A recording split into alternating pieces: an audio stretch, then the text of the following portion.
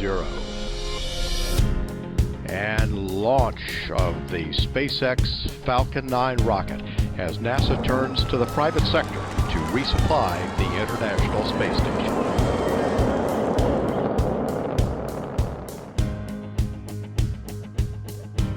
A future where we're a spacefaring civilization is a far more exciting and inspiring future than one where we are not.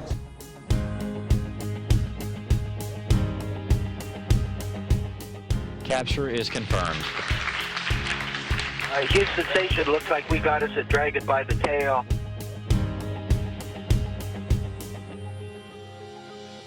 Our long-term goal is to be able to develop the technology to transport millions of people to Mars, which will preserve the future of humanity in the event of a calamity on Earth. I absolutely think we want to have a future where humanity is out there exploring the stars and where we have human civilization on multiple planets. When the U.S. government decided to stop funding the space race, the co-founder of PayPal and Tesla Motors, Elon Musk, stepped up to the plate. He invested $100 million of his own money into SpaceX. I was able to sit down with Elon at his headquarters in Southern California to talk about how he is making space exploration possible for the next generation. The big breakthrough that we're hoping to achieve at SpaceX is to create a fully and rapidly reusable rocket. The reason that's so important is that the cost of the fuel and the oxygen in the rocket is very low. It's actually only about 0.3% of the cost of the rocket. The cost of our rocket is $60 million, but the cost of our propellant is only about $200,000. So if we're able to reuse the rocket, there could be a dramatic reduction in the cost of space flight. And what inspired you to do this? When I was a kid, I thought about what would most affect the future of humanity, and I think it's fair to say, and probably pretty obvious to most, that a future where we're a spacefaring civilization is a far more exciting and inspiring future than one where we are not. And even though in the Apollo era, when we sent astronauts to the moon and only a handful of people went to the moon, in effect we all went there vicariously. Tranquility Base here. The Eagle has landed. Why is space exploration important? Shouldn't we be focusing on what's going on here? I largely agree that we should have 99% plus of our energy focused on solving problems on Earth. But I think we need to preserve a small amount for a future beyond Earth. You can say, well, how much money should we spend on extending humanity into space? And certainly it should be far less than we spend on healthcare. But maybe more than we spend on lipstick.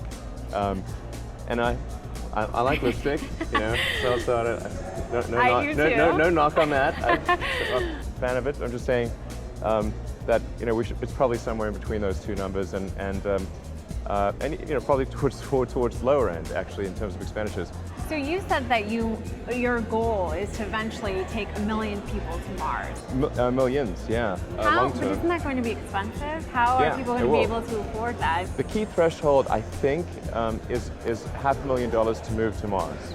Why is that? In order to achieve that, you have to, first of all, have a fully reusable system that can travel to Mars and back, and you have to pick the right propellant combination. And I think with methane oxygen, you can do it. If someone were to work hard, save their money, and really have that as their goal, that by the time they hit their sort of mid to late 40s, most people in America could do that, if that was their goal. So I should start saving up right now. Yeah, and then of course you'd sell your house and all your belongings on Earth. That's because you're moving to Mars. I mean, obviously $500,000 for a vacation would be crazy, but if you want to move there, you would sell your belongings. Yeah, you don't need your house on Earth, that's for sure. You can have a free return ticket, by the way. The return, because we need the spacecraft back, so. Okay. A lot of times, actually, people will embark upon trying to solve a problem where success is not one of the possible outcomes. In this case, I think success is one of the possible outcomes. That doesn't mean we will achieve it, but I'm confident at this point it is possible. While $500,000 sounds expensive, remember that the Russians once offered trips for $35 million just to go to the space station. While creating a civilization on Mars sounds a little tough, it's certainly not going to stop Elon Musk from achieving his dream of one day colonizing the red planet. What advice do you have for young people who are trying to get into this industry? I do think more people should study engineering and science, and actually I'd say particularly engineering.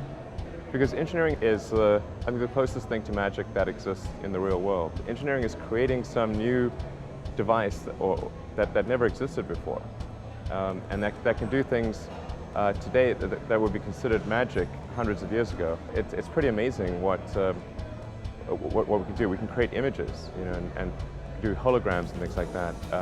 And all of these things would have gotten you burnt at the stake, 300 years ago. What is the next gold rush? What's the next .com for young people? What industry should they be looking into?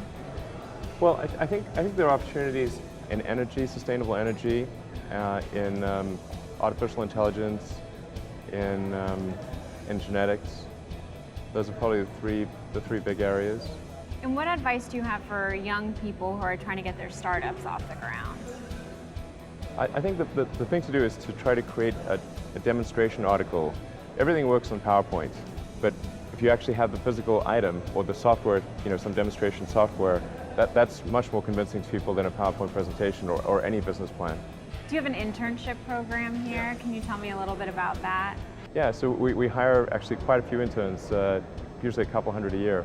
And we're generally looking for evidence of exceptional ability. So, has somebody competed in like a design build fly competition or Formula SAE racing, won a state science fair? What do they do that sort of is evidence of exceptional ability in one form or another? GPA is just one element, actually puts slightly higher weighting on having won some sort of competition. So someone told me before this interview that you work in a cubicle. Is that Well, true? I have a desk, yeah. Why did you decide to do that? Well, I think it's important to maximize communication. I'm much more sort of the Spartan school of thought. So I care about effective execution at the company, and the more you insulate yourself from information or feedback in the company, the worse decisions you make. This is the third successful venture for Elon Musk. He's got degrees in both physics and business, and he promotes science as a pathway to success for the next generation. How does a recession affect a company like SpaceX? Have you all been affected?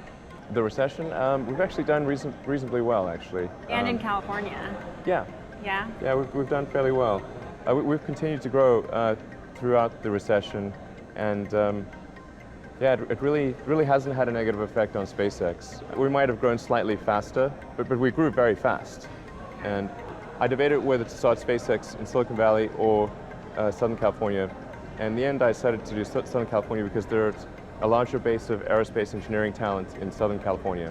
But then with Tesla, Tesla actually does fit more in Northern California because electric cars, if you think about the problems that are associated with that, it's sort of software engineering, electrical engineering, it's batteries, skills that are actually better in Northern California. California as a state needs to be cautious about the level of taxation and regulation that it applies to companies. Yeah, that's why I'm surprised that you're based here. Well, when I started the two companies, the California max, the marginal tax rate in California was 9%. I think it's now almost 14%. So that's a 50% increase since I started the companies. And it makes it progressively harder to hire people and to compensate them competitively. If we're competing against companies that are in states that have zero to low personal tax or in countries that are much cheaper to operate in. It's fortunate that California is a great place to live. California has to be careful not to over-regulate companies in the state and make it difficult to operate. So you don't patent your technology. Why is that? Why did you make that decision? Well, at SpaceX we don't patent. At Tesla we do. We don't patent anything that's hard to determine just by looking at the rockets. If you can understand the technology just by looking at the rocket, then we will sometimes issue a patent. What we won't patent is anything that's hidden or hard to determine about our technology. Russia today and China long-term are our toughest competitors, and I think we would have some challenge enforcing a patent suit against the Chinese or Russian government. So up until recently, when people think of space exploration, they think that that is the role of the federal government. Sure. Do you think that your business, your company, is just as capable or perhaps more capable? Well, I think that the likely solution is going to be some combination of of a private and government effort. So not completely privatized. No, I don't think it's likely to be completely privatized, but I do think it's likely to be majority private. And government can be quite helpful in the beginning. While I'm very much a proponent of the free market, there is a limited role for government in certain areas, particularly where it's a large expenditure, but it provides a small amount of good for the whole country. Something like the Hubble Space Telescope is a good example. We learned a great deal about the universe. We got these incredible images, and they were just sort of these stunning images. And I think it really, was helpful in inspiring kids to study engineering and science and that kind of thing, and to learn more about that. And life has to be about more than just solving problems. It can't be that all you do every day is wake up and just sort of solve one miserable problem or another. They have to be exciting and inspiring events that make life worth living in the first place. Against all odds, Elon Musk is inspiring a new generation of explorers and innovators who believe that space travel is possible for everyday people, not in some faraway time, but in the very near future. For Next Generation TV, I'm Michelle Fields.